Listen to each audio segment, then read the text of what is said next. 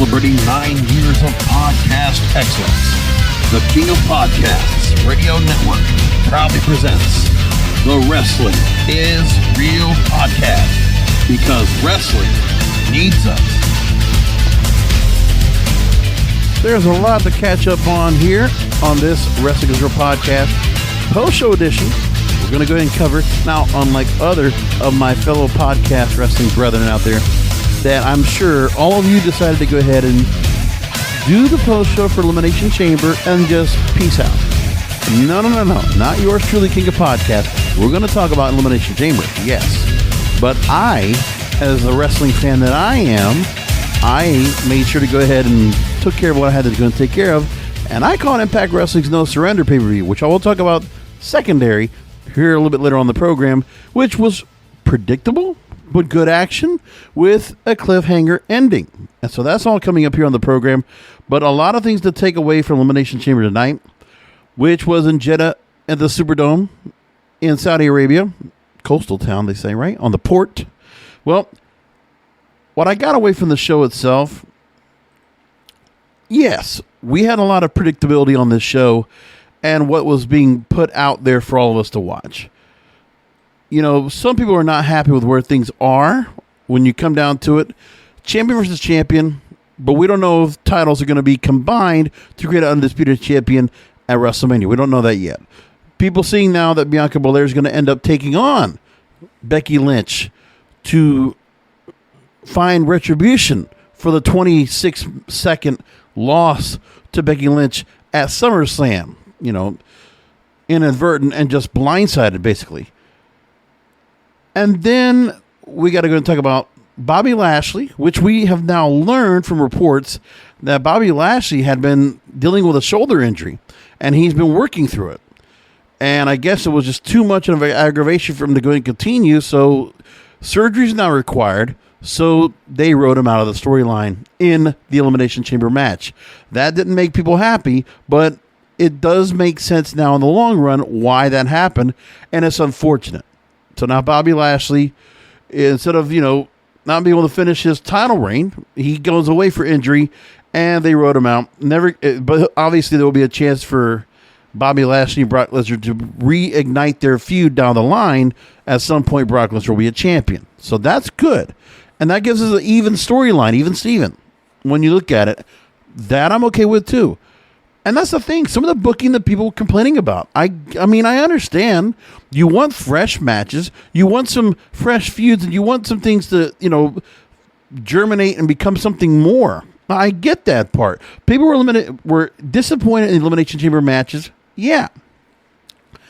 I wasn't. Again, I grade on a curve. I know what this company's been doing since March.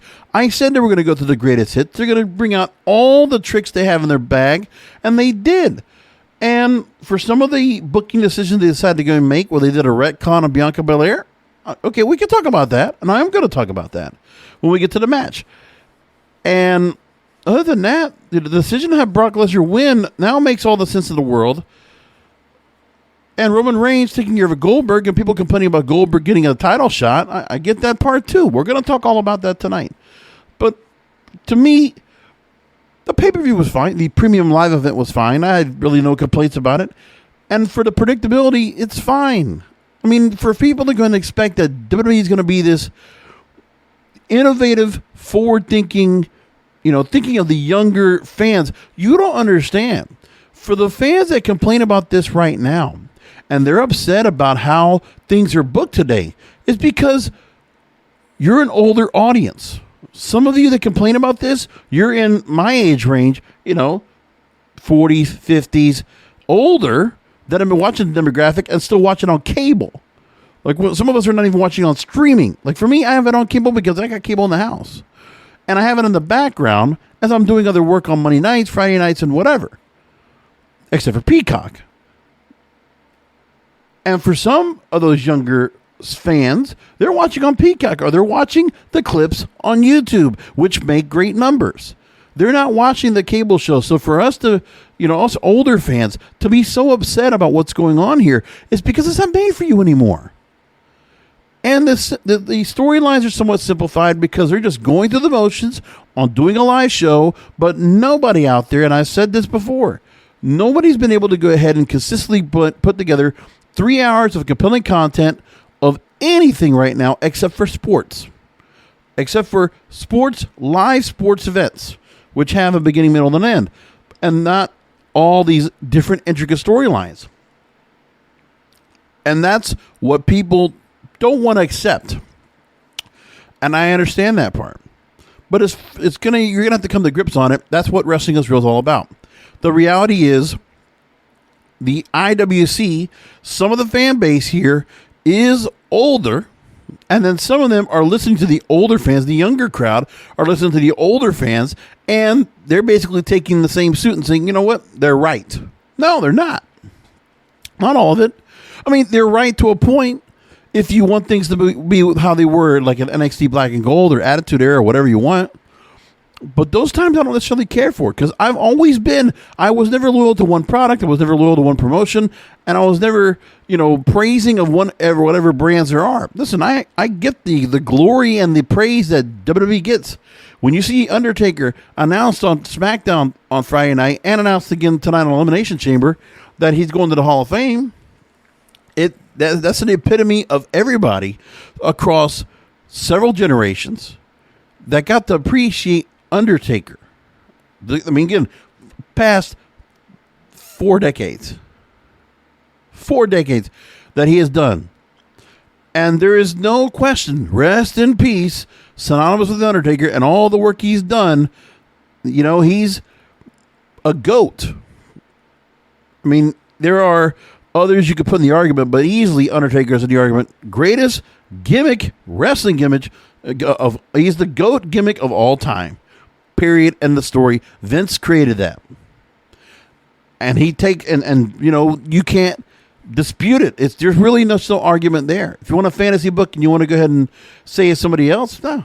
But that's where we are. And that's indicative of what level of what WWE's done in their heyday.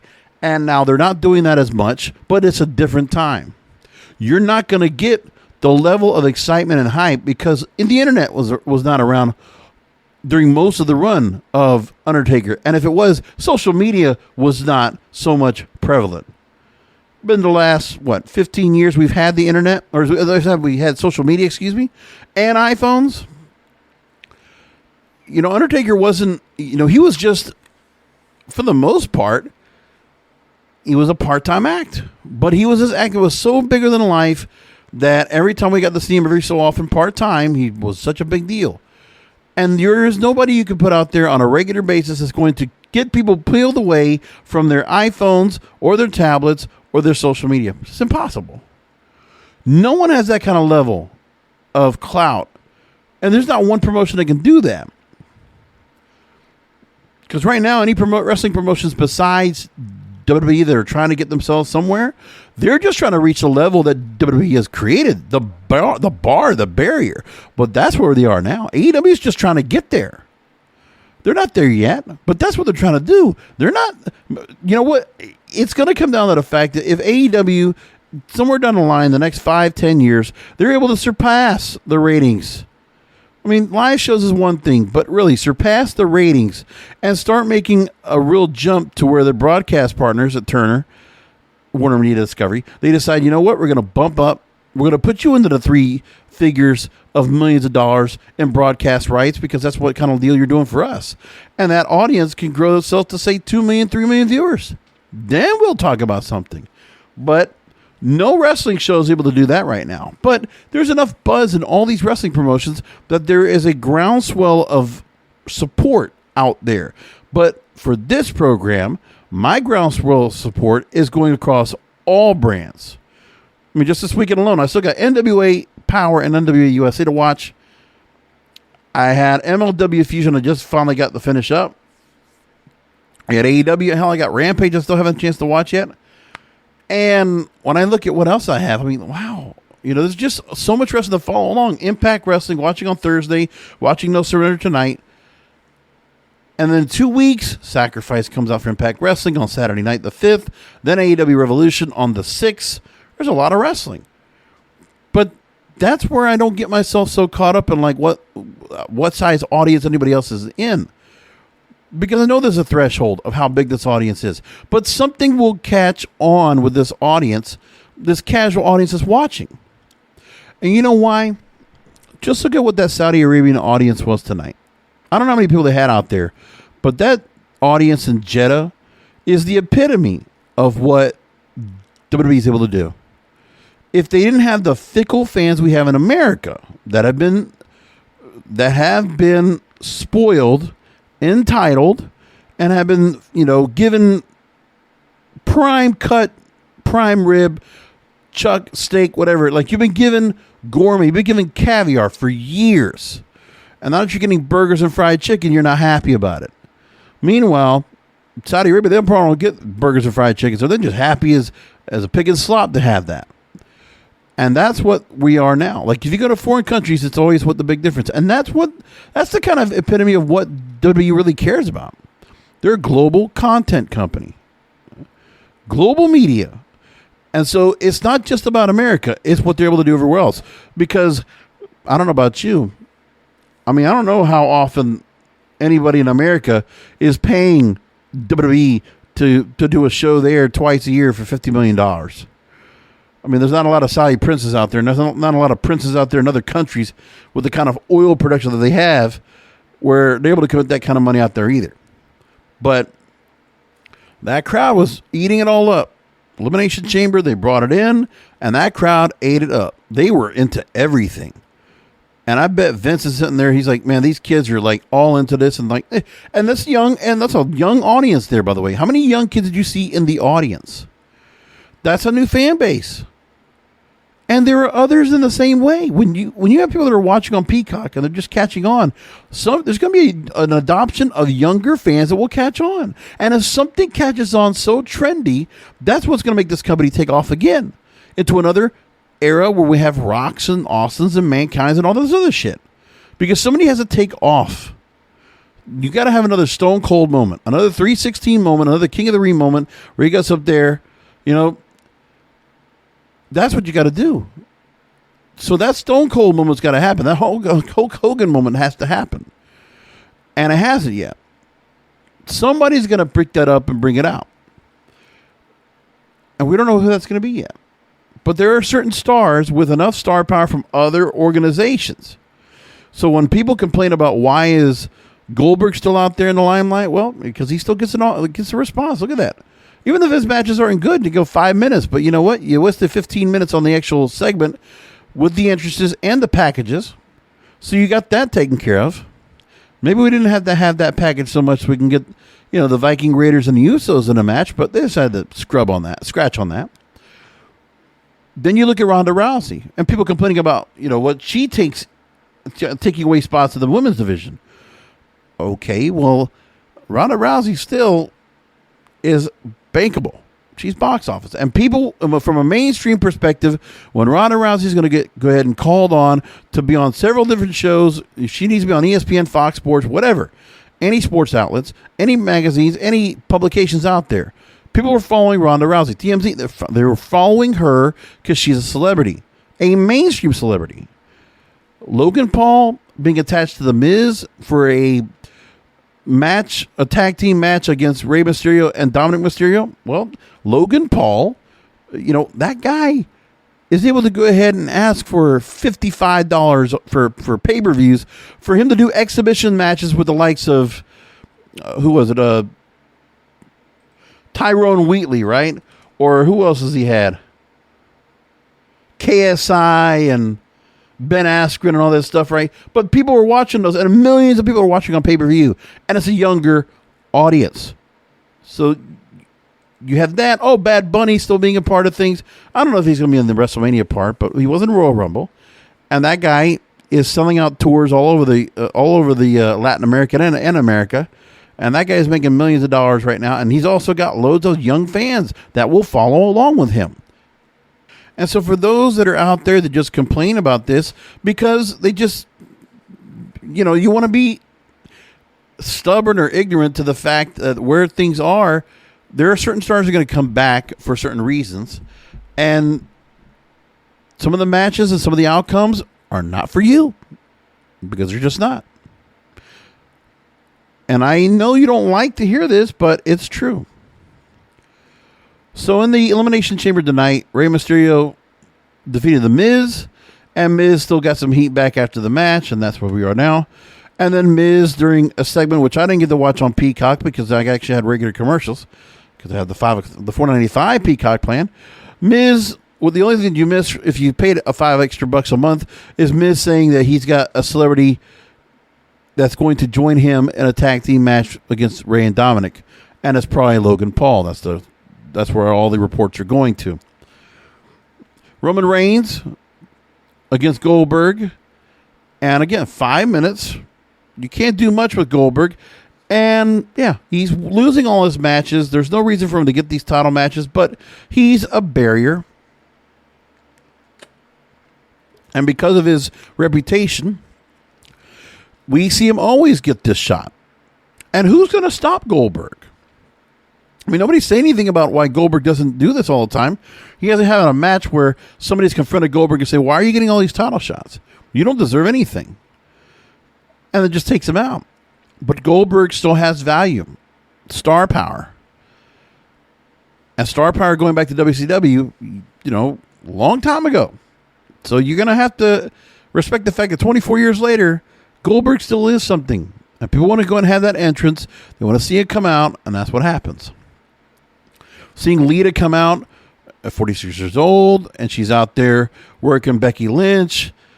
It's the thought process of where some of these older stars coming back to take a spot and how the younger people got to be in there because, some of the NXT stars that you see like, oh, well, why doesn't that, Rhea Ripley hasn't have a better spot?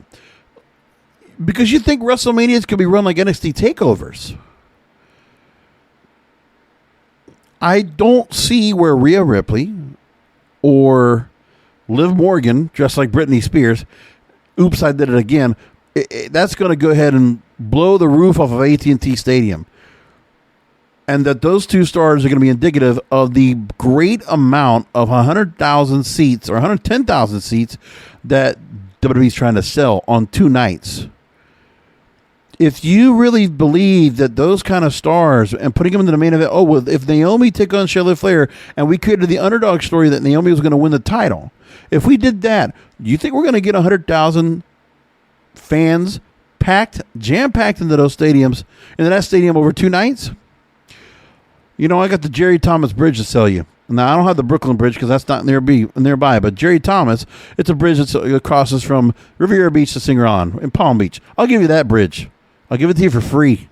You can have it if you really believe that. So Roman Reigns, it's a strong match, and with everything that was going on with him,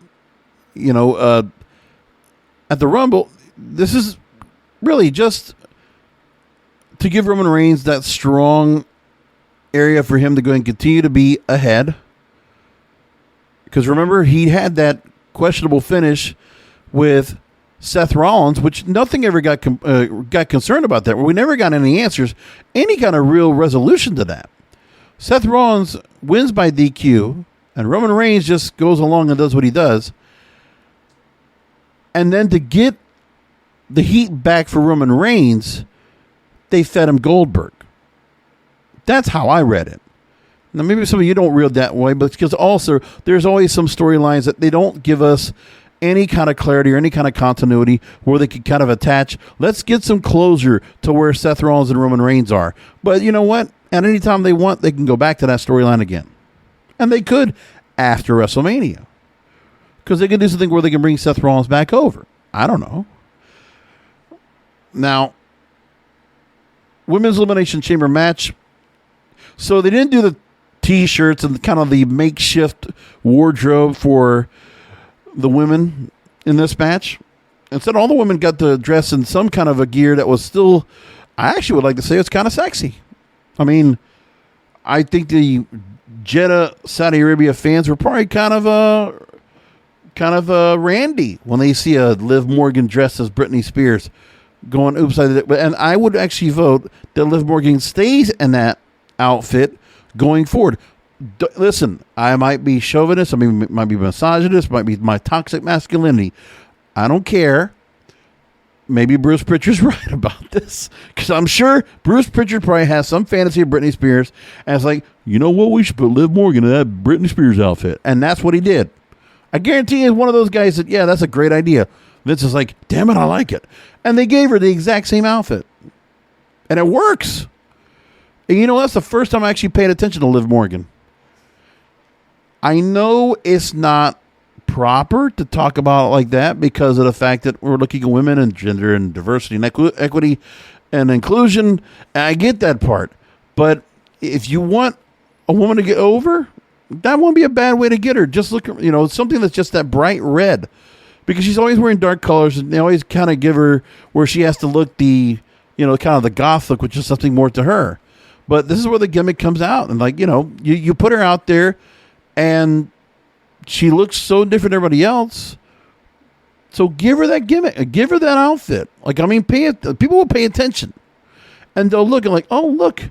Even if it's some people that see Liv Morgan dressed that way and it's like Britney Spears cosplay, you know what? Cosplay works. And the younger crowd, they're paying attention to that.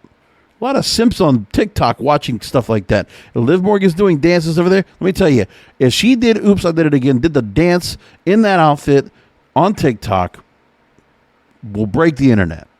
I'm just telling you. Don't question me and don't criticize me if I'm saying that, okay?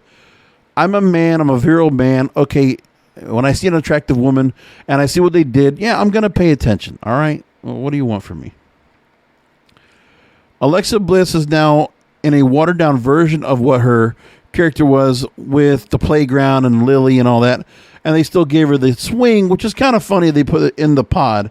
But I still believe like Alexa Bliss has more of an evolution to go back to. Everybody's talking about the fact that the goddess trademark was actually picked up by the WWE again. So I think we're going to get a full transfer back to her. But you couldn't expect that transition to be done. It doesn't make sense to me to make that transition happen in what, 4 weeks? Or 6 weeks, whatever. You can continue to evolve Alexa Bliss out of this character, but you put so much time, you put a couple of years into this character, so all of a sudden we just want to switch her?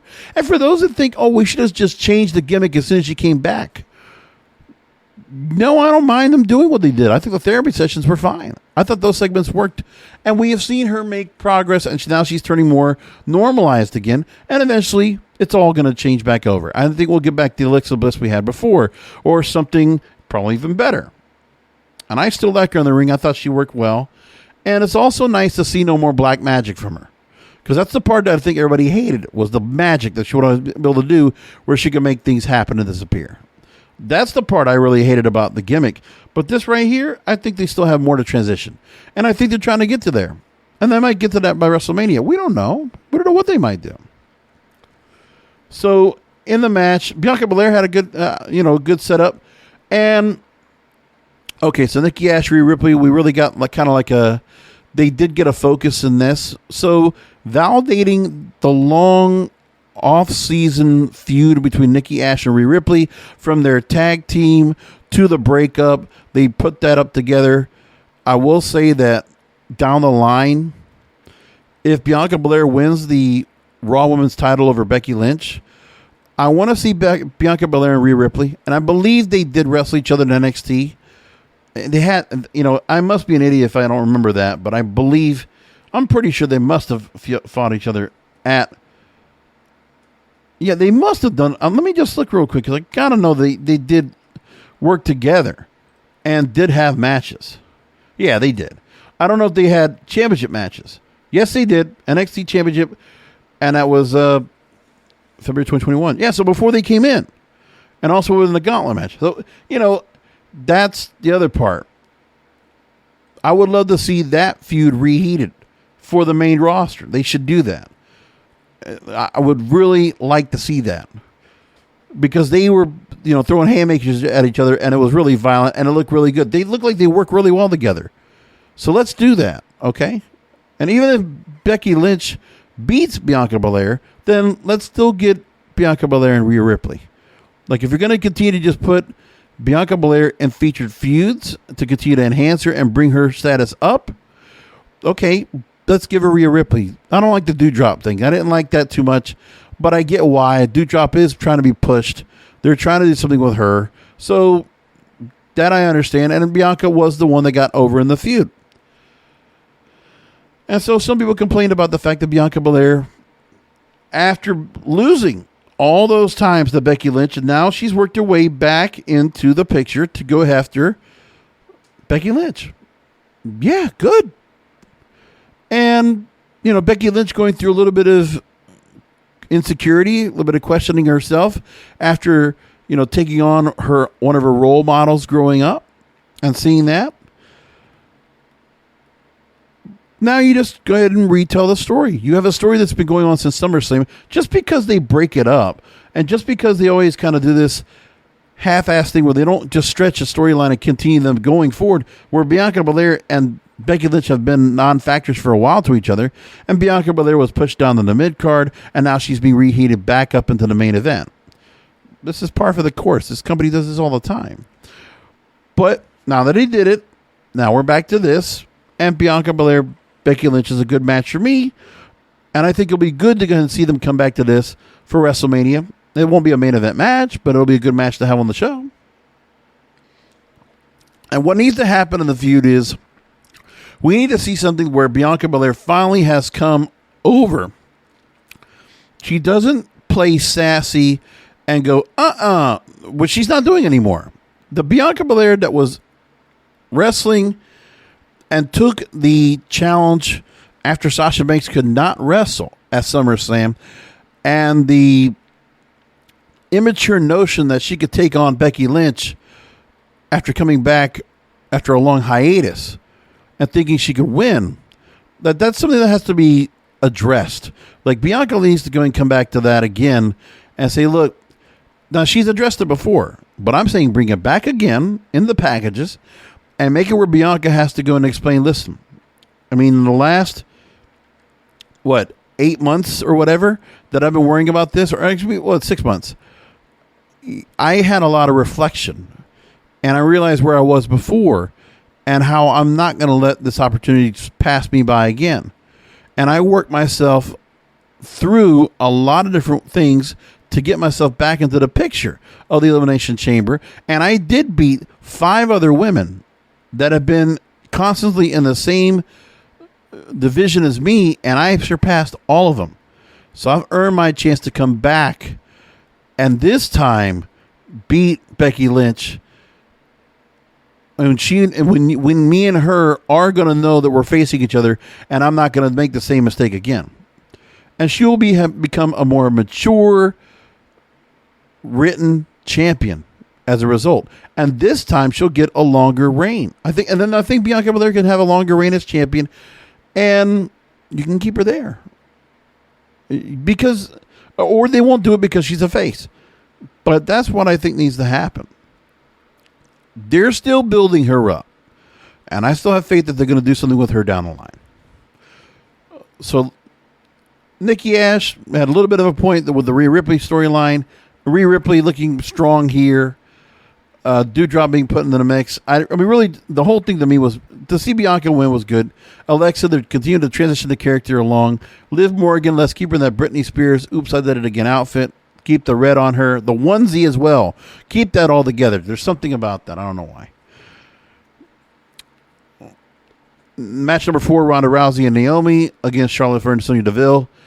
And on SmackDown, they put the whole stipulation that since Sonya Deville was still under a sling because of being attacked several times by submission to Ronda Rousey, to go and put her arm behind her back, which they kind of sort of did. You know, this match was just a match. Like, the individual Charlotte Ronda Rousey thing right now wasn't really focused on, but they decided just to put 2 feuds in one. They haven't really done much to really heat up Charlotte and Ronda yet. They've done little chatter together. So to add this here, which sucks also, is that Shayna Baszler's not involved right now, but I'd like to see her back in this somewhere. But it's because Ronda had to work in a SmackDown feud, but now that she goes back to Raw, hopefully in the Raw end, she's going to be able to, well, I don't know what's going to happen either because she's going to be on SmackDown. So I guess, well, no, she can still have Shayna Baszler, and we can still have that going on. And I think for Naomi, I think she had a good showing. But she's had the championship multiple times. And I don't see them going back to her again. She's had that SmackDown Women's title herself. But I don't see them going back to her. And the truth is, there's nothing more to Naomi that makes me feel like they're going to go to that. I mean, Naomi's starting to get to the point where she's kind of like a Natalya mode, where she's just a lifer there. She's tenured. And when they need to put her in the main event, she's right there for it. And she did. She had a great match with Charlotte Flair on Friday night. It was good. I mean, there was no questions there. I think everything that they put together with that was strong. So Ronda Rousey gets the win over Sonya Deville by submission. And then you get the next match. Drew McIntyre, which I guess him and Happy Corbin are going to be put together. I don't get where Happy Corbin, maybe not in this gimmick, but where Baron Corbin has never gotten to the main event. I've said this before. I'm going to say it again. I just don't get why he's not up to that point. But, I mean, Happy Corbin, you could bring him up to a higher level. You could put him into some title feuds, but they don't. The guy is a lifer there. He's tenured. And there's something about him where I just think him with Backup Moss has worked somewhat. Not the jokes, but, in a very vague way. It's not the gimmick that helps bring over like a Ridge Holland or a Madcap Moss with their attachment to their counterparts, their veteran counterparts. But I think the mentorship will probably help a bit because of the association. And not necessarily because of the jokes. I mean, they got that thing down pat. They got their gimmick down pat, fine. But Madcap, and then even with Rick Boogs, the same idea. The association, just because they're attached, the gimmick's not helping out, but their association together and just being seen together with their veteran counterparts somehow is helping. It does do something right there. Well, Madcap Moss, the Alabama Slam he took by Drew McIntyre. And look, Drew McIntyre did what he had to do with that Alabama Slam. Madcap Moss did not plan for the move. And how he had his head down to take the impact of that. So his head and neck buckled on the bottom of the ring. Like, that was nasty. And I don't know how Madcap Moss stayed around, but that guy must be under concussion protocol right now. And they need to go and check on him and make sure he's all right. Because that was a gruesome match. Drew McIntyre gets the win in a gruesome, brutal Falls Count Anywhere match. It really was. So the match was good, but man, just feeling bad for Riddick Moss and the damage he took. Because I've seen that a couple times, that clip, and I'm just like, man, really just, it was, felt, you could just feel your neck almost feel like it, when you just feel like where you see that head and just angled down, because he didn't even have it was not even a face plant. It was directly on top of his head, on the frontal cortex on his head. Just, whew, man, that was rough. Now, people complain about Becky Lynch and Lita and this match for the Raw Women's title. Look, Lita did a good job for what she needed to do here in this match, and I think they don't have any other opponents right now that they have built up to be in this pay-per-view in Saudi Arabia. Lita fits the role of a legend that obviously the Saudi Arabian fans, they loved her and they were happy to see her out there. Women's Hall of Famer, and she did pretty good. She held her own out there. I thought they had a very good match together. I thought a pretty good job of getting that near finish for Lita. Twist of fate to the Lita Salt and 2.5 count fall, and Becky Lynch kicks out. That was pretty damn good. Pretty damn good. And Becky Lynch gets the win. So the right way it goes. And as for Brock Lesnar, in that match, I'm not going to count Austin Theory, Riddle, or Seth freaking Rollins in the mix there for how things were going to go in that match. Bobby Lashley was immediately a non-factor. And Brock Lesnar, no surprise that when Bobby Lashley's pod was supposed to open and he had already been escorted out of the ring because he got injured, and that was to sell the shoulder injury. It was a way to write him out a storyline, so he'll be out with surgery for 4 months, according to what's being reported out there by the Ringer podcast. And Brock Lesnar is streamlined right down the line to take this Elimination Chamber match, dominate after he lost before. So there was a little bit of brunt off the loss that he had to Bobby Lashley, which that has not been resolved, but that will be resolved down the line. But then Brock Lesnar got his heat back by winning Royal Rumble, and then he gets his chance. By the way, by Brock winning the Royal Rumble, I mean, it's interesting where so dominant he is, already has a title shot against Roman Reigns for that Universal title. Now, this is the thing that's got to be considered. One person that I follow and I listen to on a regular basis, I'm going to call him like this. Listen, and all the respect to JD from NY206. Well, I listen to quite a bit on YouTube. He was talking about, I got to hear Michael Cole say it's champion versus champion. But let's just put this point across. Because with the 2 wins that Brock Lesnar won at Royal Rumble and tonight, Royal Rumble earned him the chance to call out Roman Reigns for the Universal title. So the title's on the line with Brock Lesnar there. Then he wins the Elimination Chamber tonight and takes the title. What needs to happen now is Brock Lesnar, when he goes into the match, it's not anywhere stipulated yet. If you want to take the storyline for what it's worth, we don't have anything that says that Roman Reigns, if he beats Brock Lesnar, that the WWE Championship is on the line. All we know is that the match coming up at WrestleMania is Brock Lesnar is taking on Roman Reigns, and Roman Reigns is defending the Universal title against Brock Lesnar. So at this point, it's only Brock Lesnar that is able to go and be an undisputed champion. Otherwise, if Roman wins, Brock Lesnar still retains his belt, according to where it is now. So what needs to happen in the storyline now, between now and WrestleMania, is they need to clear that up. And Paul Heyman needs to go and intervene and say, okay, Brock, you won the Royal Rumble, and you have earned the title shot against the Tribal Chief at WrestleMania, but we don't want to make it where you're the only one that can claim both belts. I want the Tribal Chief to also have the same opportunity as you to claim both belts and become undisputed Universal WWE Champion. Hold both belts. And that's what needs to be explained on SmackDown. Does that make sense for everybody? Is that a little bit too past the scope? Because that's exactly the logic I have right there. I mean, you could put that together. So we can have title versus title.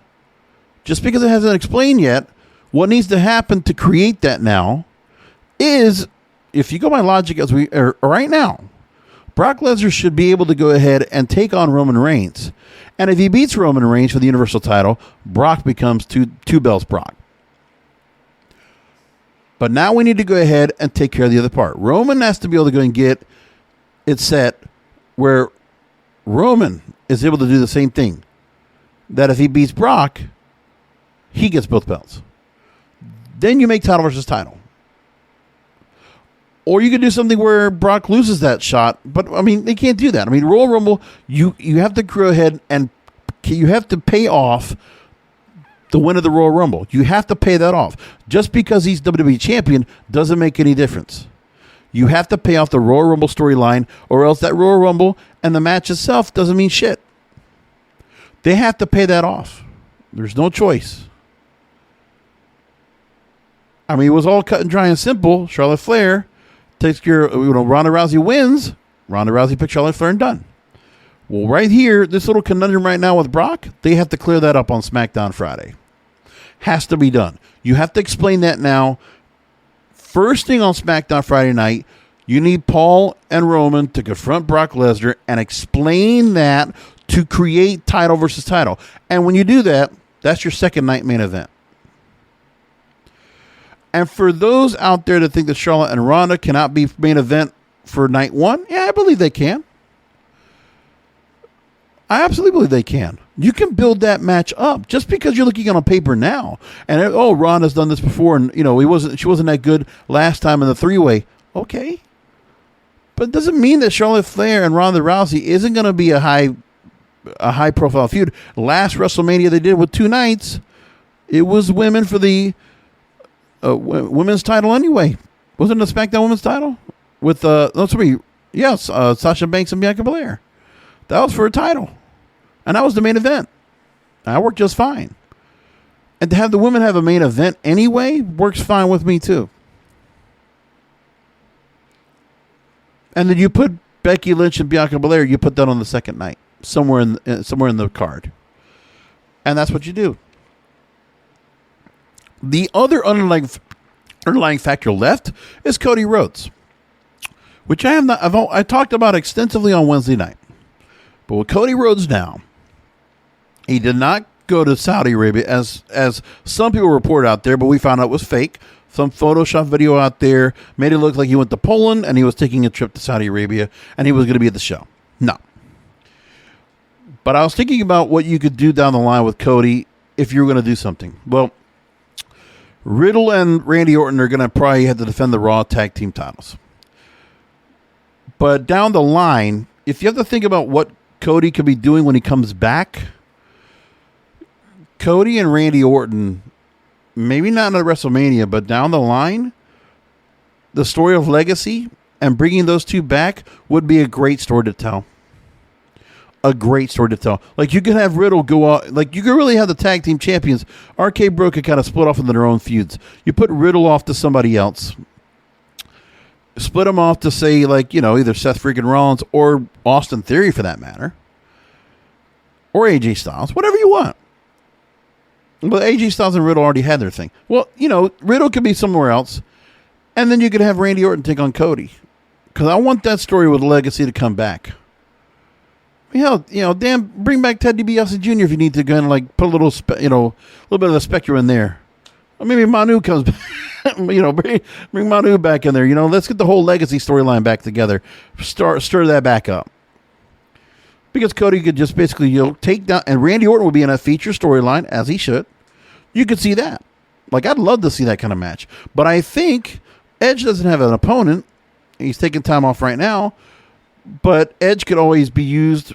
He could be called upon to go and have a match at WrestleMania. Why not Cody? Why not Cody Rhodes versus Edge? I'll take that match all day long. That'd be a hell of a match. And if I'm correct, did they ever face each other? Well, they were around, but I'd like to see that match.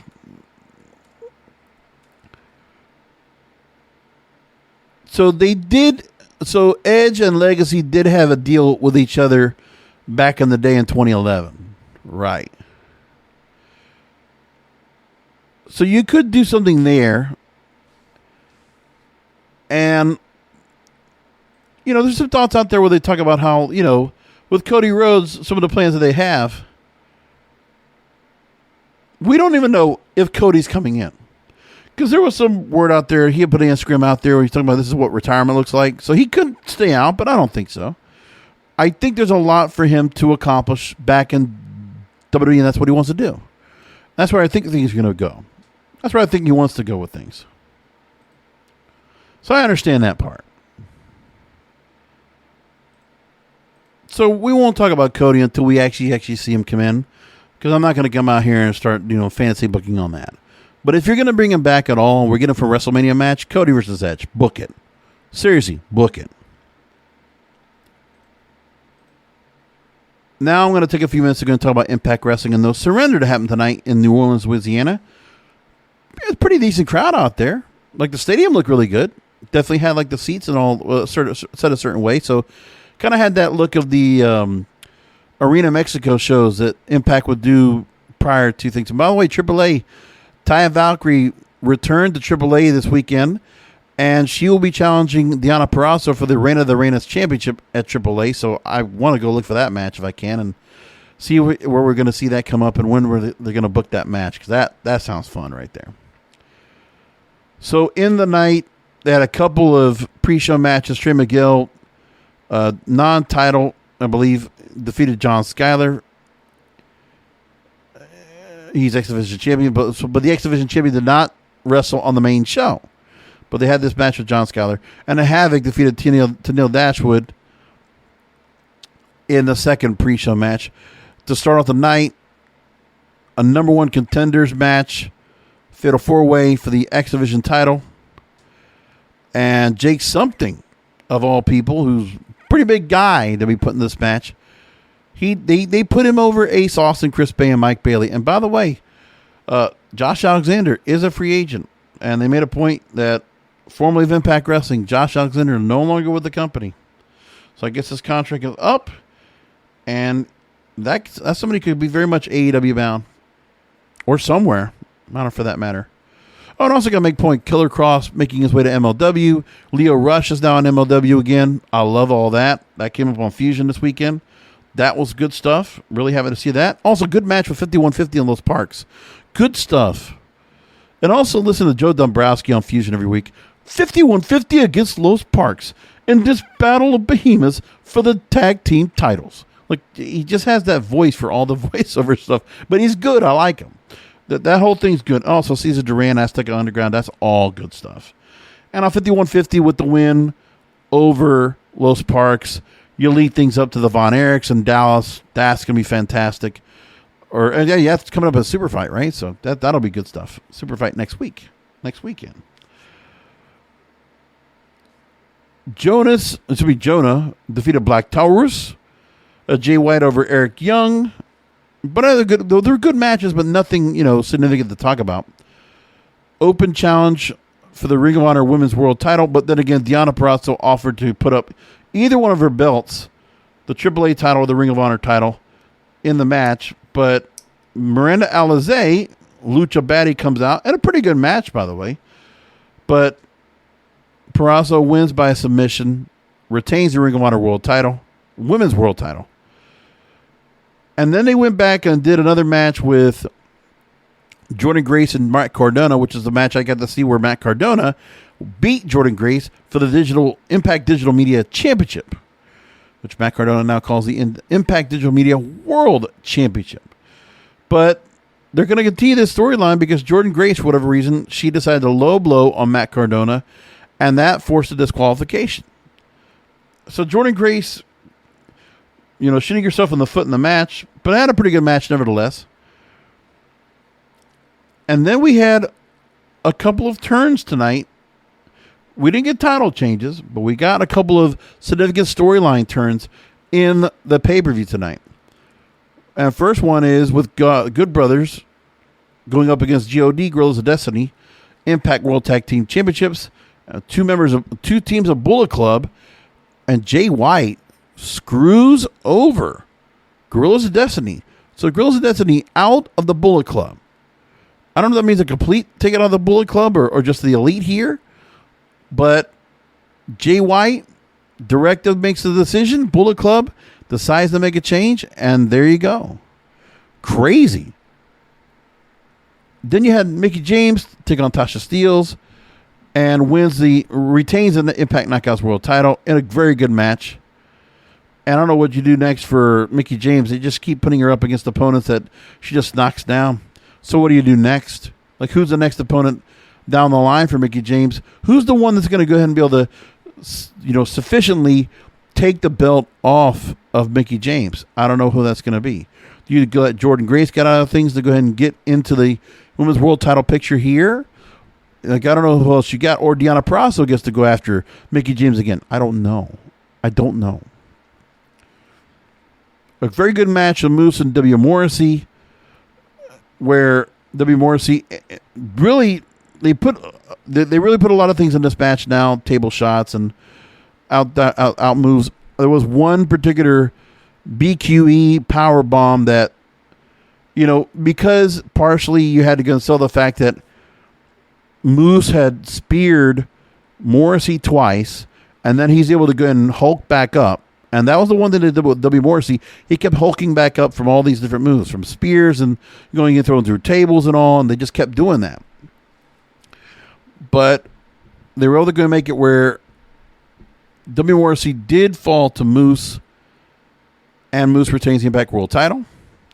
And then, end of the night, Honor No More, 10-man tag with Matt Taven, Mike Bennett, PCO Vincent, and Kenny King, accompanied by Maria Kanellis, against Team Impact, which would be the team of Chris Sabin, Willie Mack, who replaced Eddie Edwards, who was, quote-unquote, attacked backstage and was taken out of the match. Rhino, Rich Swann, and Steve Macklin. And of course, the one storyline that was apparent was that Steve Macklin was in storyline. That was the guy that they said that was the mole that was supporting Ring of Honor. But instead, we didn't get that. We did get a good match, by the way. It was really much a Ring of Honor style match where you just see, lucha style. You're getting, planchas outside the ring from everybody in the match. And it was just near fall after near fall after spot after spot after spot. It was a full spot fest. Willie Mack also with a lot of spots in this match, just going crazy. Looking like Lucha Underground Willie Mack back in the day.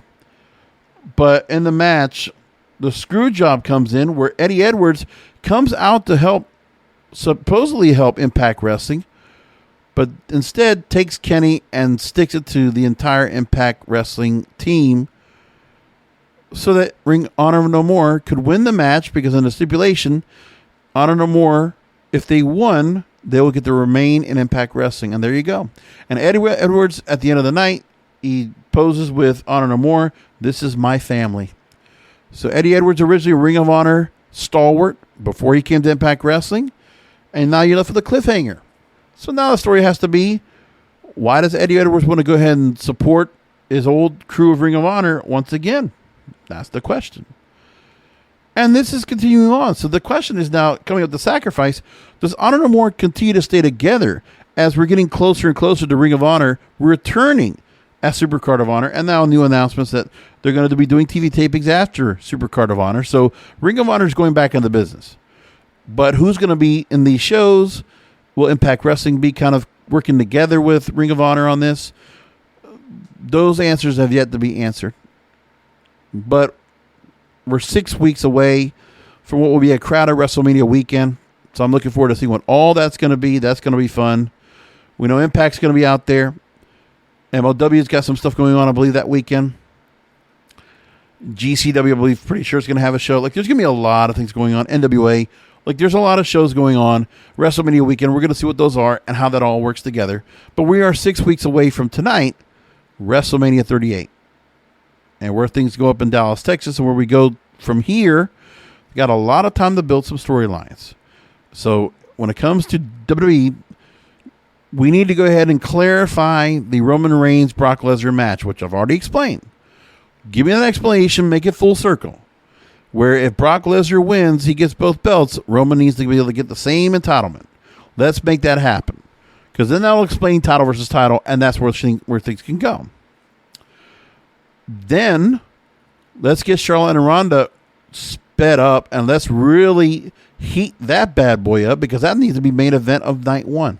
That's what it should be. I believe it wholeheartedly. Because you already have both championships already contended for. There will not be contended on separate nights. For those that think now, Bobby Lashley's on the shelf. And unless Seth Rollins gets a chance to go after Brock Lesnar the first night, and then Brock Lesnar has to survive both nights to get both belts, well, we can see if they want to go there, but I doubt it. Totally doubt it. And we can find out if Cody's going to be in the mix. We can see what else they're going to do. If Undertaker's going to be in Hall of Fame, could he do something where he could have a feature, something going on that night? We don't know yet, but we got 6 weeks to find out. Pretty good time. It's nice to not have to worry about Fastlane or some other bullshit pay-per-view leading up to WrestleMania. I like this part most of all, because now we don't have to worry about anything else. We get a nice long 6 week ramp up, 5 weeks for the most part, ramping up to WrestleMania. Let's see what they do with this. I feel like we're going to get better off where we were. I have faith, but also because I'm having faith on the curve. I understand what they're doing here, and that's okay. All right, I'm going to leave it there. Thanks for listening in. Catching the show as you always do. And by the way, if you disagree with me on my comments, and those of you might listen to JD from NY206 and Off the Script, and listen, You want to go ahead and come in, approach me in the comments on YouTube or whatever, or, hit me up on my email, kingofpodcast@yahoo.com, or my, everywhere I'm on social media, Twitter, Facebook, Instagram, TikTok. Yeah, feel free. And I'll read out the comments on the show. I doubt I'm going to get any good response for it, but I'm leaving it out there. I'll put it out there. I'm at least willing to go ahead and cite the source that I said that made their opinion, their analysis known, and I'm just going to beg to differ. And, we can all be wrong. I can always be wrong. I've tended to be wrong from time to time. That's okay. Anyway, I've already got about an hour. That's it. We're going to leave it there. Come back. We'll see what happens with Raw and Dynamite after that. And what else also comes up in the mix? Maybe Cody signs up somewhere, and we'll find out about that too. A lot of things will be happening. It's a pretty madcap, crazy time of wrestling right now. We're in WrestleMania season, so everything's happening. Thanks for listening in to another Wrestling is Real podcast, because wrestling needs us. Thank you for listening to the Wrestling is Real podcast. You can find all previous episodes at wrestlingisreal.com or subscribe to the show on all major podcast outlets, including Apple, Amazon, Google, Spotify, and iHeartRadio. Follow the King of Podcasts on Twitter, Facebook, and Instagram at King of Podcasts, and search King of Podcasts on YouTube, or type youtube.com/JBRASCO951. This has been a presentation of the King of Podcasts Radio Network.